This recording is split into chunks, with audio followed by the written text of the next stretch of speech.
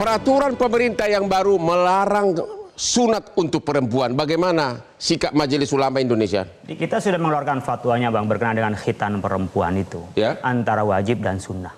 Oke. Jadi sunnah itu artinya dianjurkan, kalau dilakukan dapat pahala, kalau tidak dilakukan nggak apa-apa.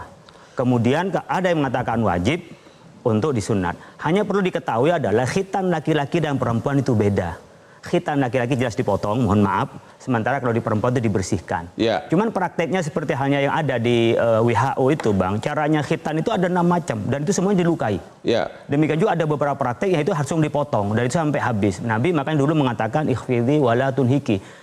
Halus aja, jangan sampai dilukai dan sampai dirusak. Itu Nabi sampaikan. Jadi artinya menurut Bapak peraturan pemerintah ini melanggar norma agama? Ini bertabrakan dengan norma agama. Kita tidak mewajibkan tapi tidak boleh dilarang. Jadi melarang suatu yang kita anjurkan atau kita bolehkan di dalamnya, kemudian oleh undang-undang ini, oleh peraturan, maksud saya peraturan ini adalah dilarang. Nah, ini melarang suatu yang kita anjurkan atau yang bertentangan dengan agama. Bertentangan dengan agama. Ibu Maria? Kalau dari sisi Komnas Perempuan, pemotongan genitalia perempuan ini adalah pelanggaran hak asasi manusia. Jadi menurut Ibu peraturan ini sesuai dengan Bapak, Ibu setuju? Setuju. Saya tidak setuju. Gini, Pak, Bang, begitu dulu, Bang. Jadi yang disampaikan Bu Maria Ulfa itu adalah praktek.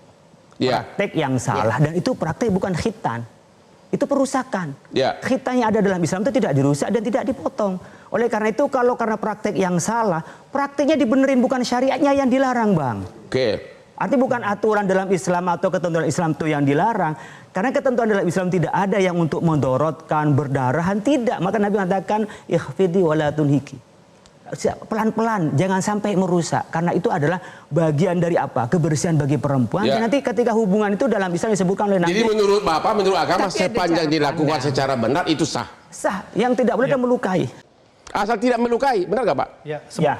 Sebenarnya kalau cuma sekedar membersihkan memang itu definisinya. Yang pertama definisinya, ketika menyebut khitan berarti sumber hukumnya adalah Islam. Di Indonesia ini sumber hukum kan ada 3, Bang. Dari warisan Belanda itu adat dan Islam. Ketika menyebut terminologi Islam maka kembalikan definisinya pada Islam. Benar. Nah, ketika dia menggunakan definisi yang saya katakan tadi Bu Maria Ulfa adalah dengan dipotong, dilukai, praktek. Dia bukan definisi dalam Islam. Kesalahan praktek kok menjadi syariah yang disalahkan.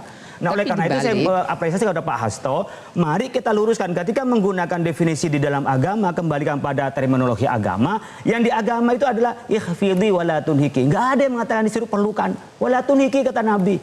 Dan kembali pada ini, kalau memang mau menggunakan jangan dilukai tapi jangan menyebut khitan, is okay. Tapi ketika menyebut sumbernya ada dari hukum Islam, kemudian definisikan di luar Islam, menurut saya tidak fair. Ibu Maria, pendapat Ibu Maria dibantah Majelis Ulama Indonesia. Pendapat Ibu gimana? Ya, tapi praktek apapun namanya, apapun bentuk prakteknya, di balik khitan perempuan itu adalah ada ideologi. Bahwa ideologi di balik khitan perempuan itu adalah untuk mengendalikan hasrat seksual perempuan supaya tidak binal, supaya ada mitos. Enggak, Bu.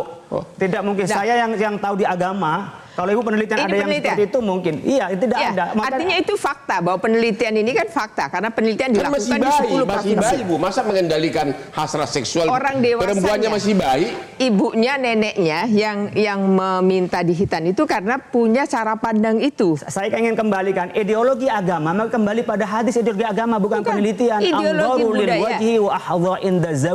Itu kan ideologinya. Ini kan ada budaya juga, ada budaya bahwa khitan perempuan itu adalah basisnya selain setelah Islam datang, lalu kalau itu ada budaya sebelum Islam, Bu, yang diakui sebagai syariah menjadi syariah, nggak lagi budaya, Bu. Tapi sampai dengan hari ini praktek perempuan itu dilakukan tidak berdasarkan kalau misalnya dari MUI mengeluarkan kaidah-kaidah itu, mereka tidak melakukan itu. Di daerah itu orang yang dikhitan itu nyatanya baik, subur. Sementara yang di Eropa orang nggak dikhitan juga tidak lebih baik kepada prakteknya. Saya juga menyayangkan mana hasil penelitian itu bisa lebih komprehensif. Oleh karena itu kalau menggunakan dari aturan-aturan Islam maka kembali pada definisi Islam. Ini masalahnya ngambil definisi terminologi Islam yang dipakai praktek dan penelitian kemudian dipakai secara medis. Mari kembalikan yang fair. Kalau itu disebut dengan pelukaan, mendorotkan, kita nggak ada masalah. Tapi ketika menyebut khitan, menyebut sunat, dia sudah menggunakan terminologi Islam. Maka ideologinya kembali pada ideologi Islam.